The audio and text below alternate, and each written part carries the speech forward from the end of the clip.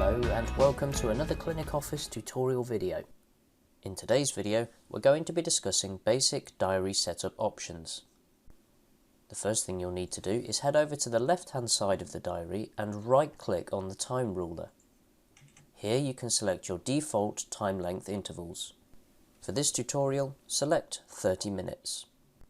Next, we're going to head up to the top right hand side of the screen and click on the Diary Options button. Take a moment to scan through the different options here. Most of these options are covered in more detail in the ClinicOffice user guide, but this is the screen where you would set things like diary colours or appointment caption font or sizes.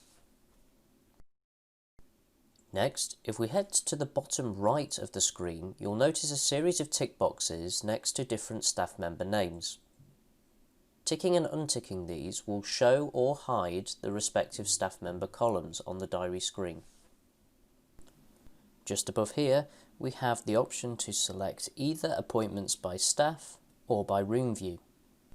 And just above that, we have our diary navigator, which as you can see can be expanded or shrunk down, and you can also use this to select either multiple days by left click and dragging across multiple dates, or just single days.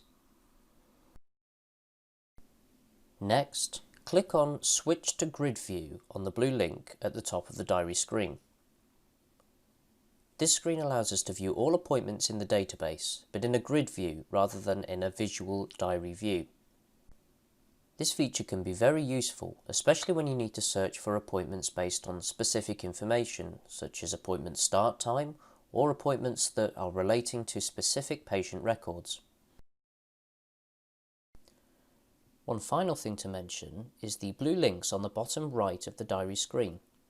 Clicking on the Select link allows you to choose from different staff selection presets, such as Auto Select Working Staff for Date. That way, the diary only displays staff members who are working on the dates that you have selected. Once your diary starts filling up with lots of different appointments, you'll notice different colours and different caption icons next to each appointment. These can represent a number of different things. For example, the fact that an invoice is paid or outstanding, that you've sent your appointment reminder, or that the record is flagged. Appointment statuses are also represented on the left-hand side of each appointment caption by their colours. For descriptions about what each appointment icon represents, see the ClinicOffice user guide. One final feature to mention is the diary timeline that runs across the bottom of the screen.